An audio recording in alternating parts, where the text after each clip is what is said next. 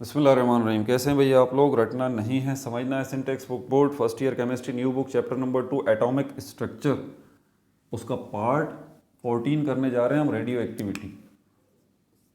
Part 14 करने जा रहे हैं रेडियो एक्टिविटी। कॉपी पेंसिल ले लीजिए, लेक्चर को नोट करना है और मुस्कुराते रहना है। साथ साथ आपको गाइड भी करता रहता हूँ। वीडियोस मुश्किल हैं, चैप्टर नंबर 2 आसान नहीं है समझना, ठीक है। फर्स्ट ईयर केमिस्ट्री बहुत मुश्किल है, समझे बगैर आपकी बात बनेगी नहीं। इसलिए ज़रा मेहनत कीजिए, मेहनत कीजिए। एक वीडियो को कम से कम 2 दफ़ा देखिए, लेक्चर को प्रॉपर नोट कीजिए, तभी मामला आपका हल होगा। मार्क्स के पीछे मत भागिए, मार्क्स आपको मिल जाएंगे, इससे आप इत्मीनान रखें। कोई भी अगर आपको ये बताता है कि भाई एंट्री टेस्ट में मार्क्स चाहिए, वो आपसे धोखा कर रहा है। आप ऐसा न करें। मार्क्स का कोई ताल्लुक आपके एंट्री टेस्ट से नहीं है। आपको सिर्फ इतने मार्क्स चाहिए, ए ग्रेड आ जाएगा, उसमें भी आप एंट्री टेस्ट में बैठ जाएंगे, बी ग्रेड में भी बैठ जाएंगे। मसला है एंट्री टेस्ट को पास करना, और वो समझे बगैर आप नहीं कर सकते। इसलिए मार्क्स की दुनिया से बाहर निकलें और कॉन्सेप्ट्स गेन करें। रेडियो एक्टिविटी पेज नंबर 37 पे, ठीक है भाई, और पेज नंबर 38 पे और पेज नंबर 39 तक ये जा रहा है। उसके बाद फिर ब्लास्टिंग कॉन्सेप्ट है इस चैप्टर का, एक और दूसरा, क्वांटम नंबर्स एंड ऑर्बिटल्स। ये जो आपके सर पे से गुजर रहा होगा कॉलेज में, ट्यूशन्स में, एकेडमीज़ में, सर पे से जा रहा होगा, कुछ समझ नहीं आ रहा होगा कि ये बोल क्या रहे हैं, ठीक है। तो ये भी इंशाल्लाह समझाऊंगा। तो पहले रेडियो एक्टिविटी को देख लें। नोट्स मैंने इसके हवाले से भी बनाए हुए हैं, हमेशा आपको पता है नोट्स बना के रखता हूँ। रेडियो एक्टिविटी,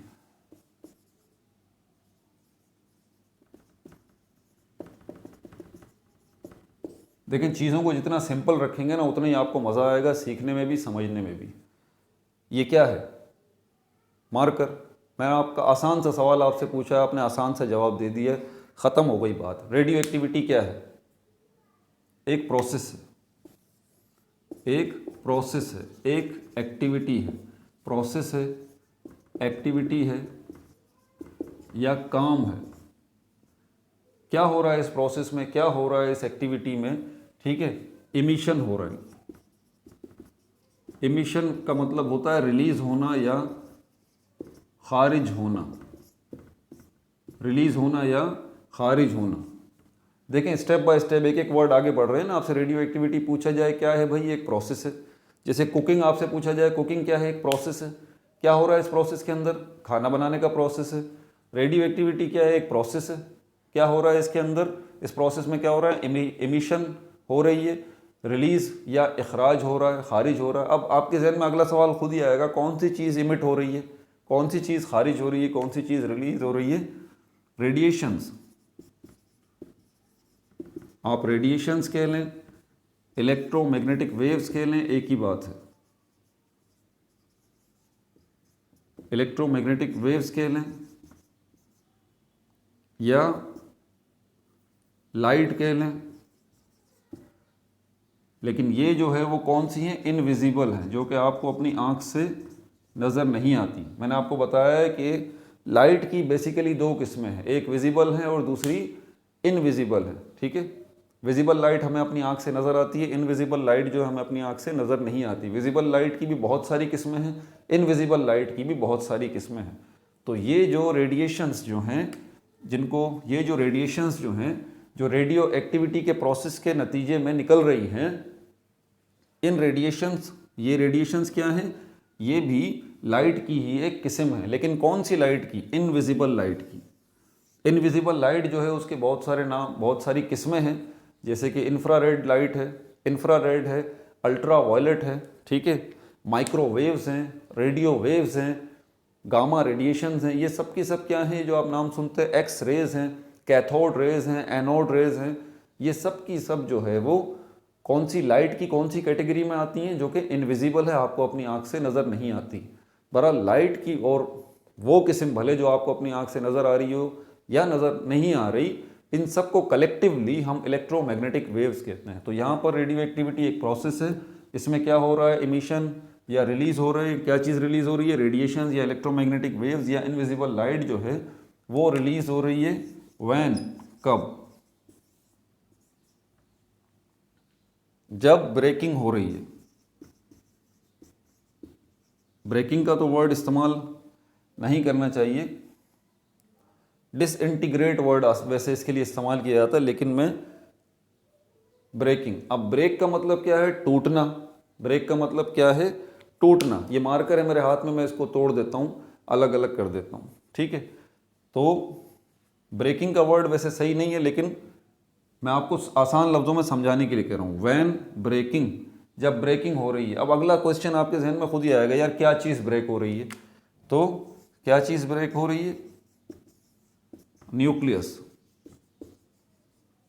किसका न्यूक्लियस? अगला सवाल आपके जहन में फौरन आएगा, क्योंकि न्यूक्लियस जो है वो तो सेल का भी न्यूक्लियस होता है और एटम का भी न्यूक्लियस होता है। एटम का न्यूक्लियस जब ब्रेक होता है तब ये काम होता है। क्या सारे एटम्स जो हैं हमारे पास, तो अब 118 किस्मों के एटम्स हैं हमारे पास, तो 118 किस्मों के एटम्स हैं। हाइड्रोजन के एटम भी हैं, ऑक्सीजन के एटम भी हैं, क्लोरीन के भी हैं, ब्रोमीन के भी हैं, आयोडीन के भी हैं। तो 118 किस्मों के एटम्स हैं। तो कौन से एटम्स हैं जिनका न्यूक्लियस जो है ब्रेक हो रहा है, टूट रहा है, जिसमें से ये इमिशन ऑफ इनविजिबल रेडिएशंस जो हैं वो हो रही हैं? तो वो कौन से एटम्स हैं? हुज,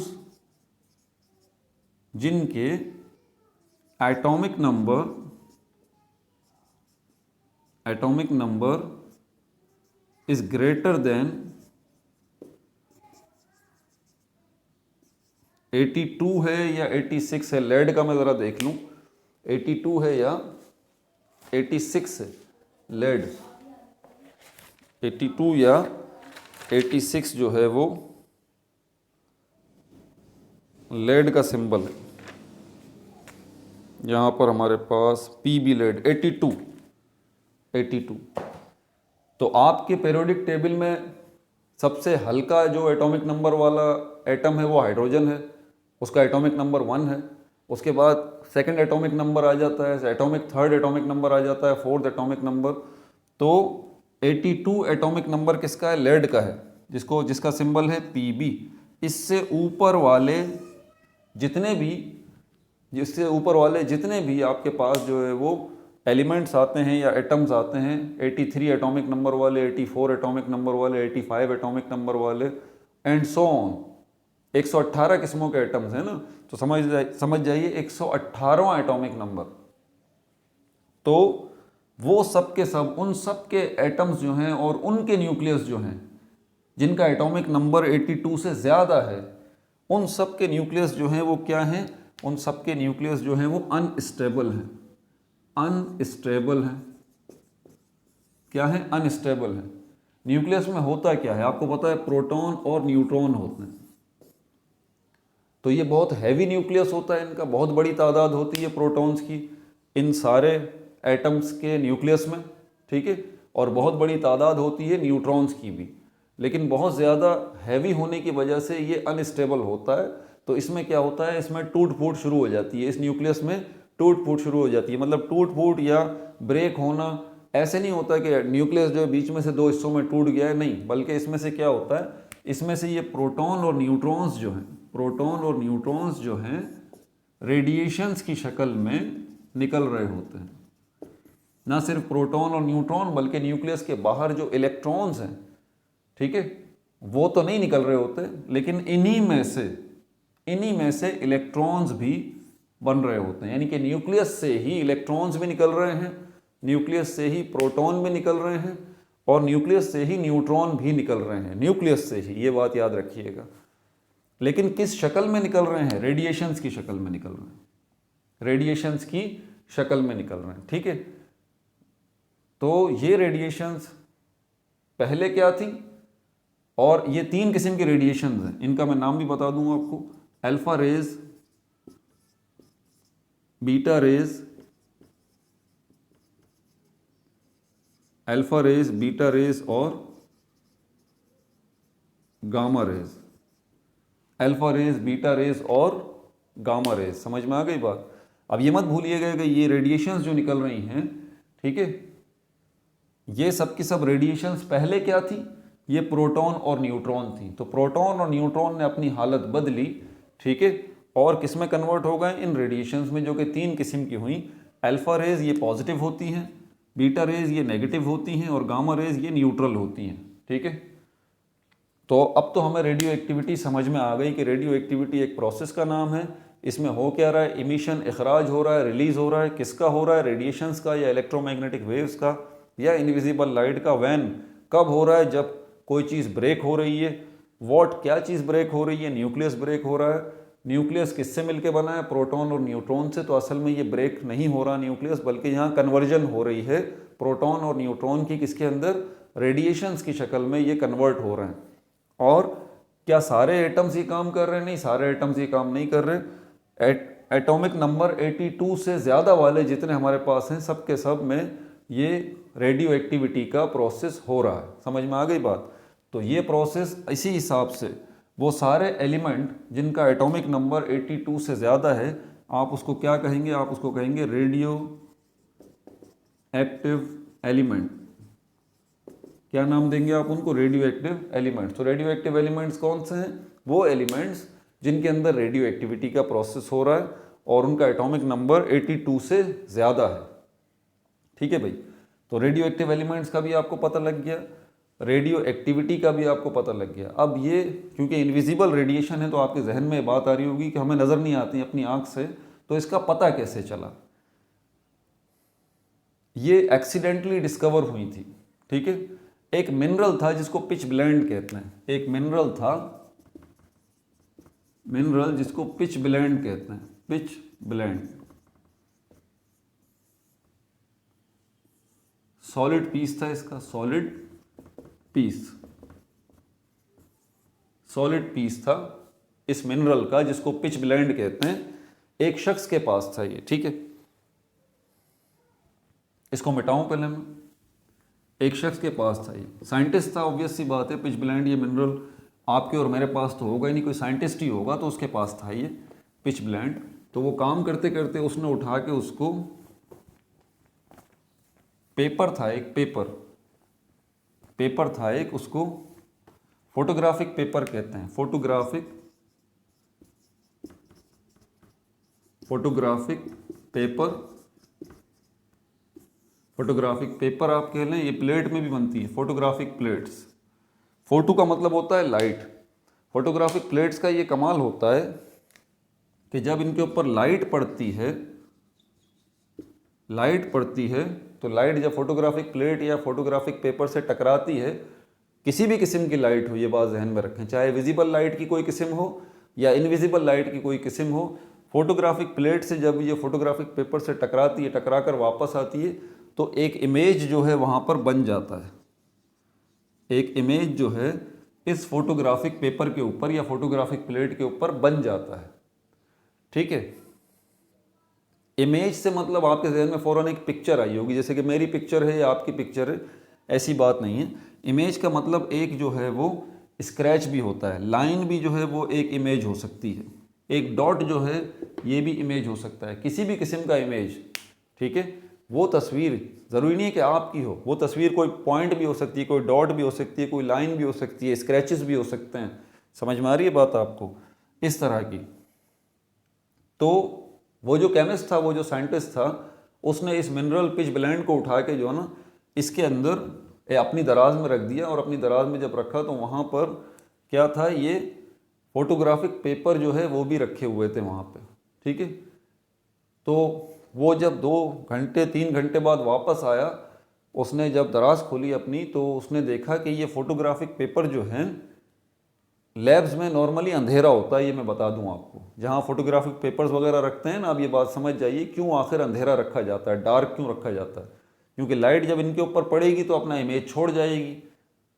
इसलिए फोटोग्राफिक पेपर्स जहाँ भी रखे जाते हैं, इनको धूप से बचाया जाता है, लाइट से बचाया जाता है, किसी भी किस्म की लाइट हो, माचिस की तीली भी नहीं जलाई जाती, अंधेरा रखा जाता है। तो ये फोटोग्राफिक पेपर या फोटोग्राफिक प्लेट्स जो हैं, ये यहाँ पर इसके ऊपर उसने क्या नोट किया, स्क्रैचेस नोट किए, स्क्रैचेस नोट किए, यानी कि ये निशानात बने हुए थे उसके ऊपर। अब वो हैरान हुआ इस बात के ऊपर कि कमरे में तो अंधेरा है, फोटोग्राफिक प्लेट के ऊपर स्क्रैचेस या इमेजेस ये बन कैसे गए, क्योंकि उसके ऊपर बगैर लाइट के तो बन नहीं सकते। तो उसने कहा कि ये जो उसने आइडिया लगाया कि ये जो मिनरल था पिच ब्लेंड, यकीनन इसमें से कुछ रेज निकल रही हैं, कुछ रेज निकल रही हैं जो कि इस फोटोग्राफिक पेपर से टकराई हैं और इसी वजह से फोटोग्राफिक पेपर के ऊपर इमेज आ गया। बात समझ आई आपको? तो ये एक्सीडेंटली डिस्कवर हुई थी ये रेडियो एक्टिव रेज। उस शख्स का नाम था हेनरी बैक्वेरल,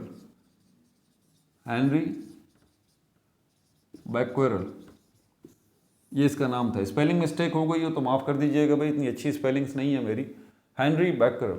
ये कौन सा साल था आपको पता है? ये 1896 का साल था। इसके अगले साल ही 1897 में इलेक्ट्रॉन डिस्कवर किया था जे थॉमसन ने।